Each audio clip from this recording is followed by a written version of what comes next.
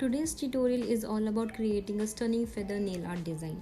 Start with a base of gel polish. Cure each layer as follows: 30 seconds for first and 60 seconds for the second. An essential step is cleaning the stickiness of the second layer with acetone to prevent the ombre from spreading. Use a white gel polish to craft a curved line, forming the feather with a curvy brush or a homemade cut brush. Cure for 30 seconds. Moving on to the ombre powder application, select your preferred colors and blend them seamlessly for a beautiful effect. Throughout, clean any excess product to maintain a clean background.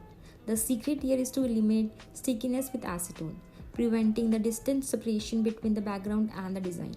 Complete the look with a shiny top coat. Cure it for 30 seconds. If you found this tutorial helpful, don't forget to show your support by liking, sharing and subscribing.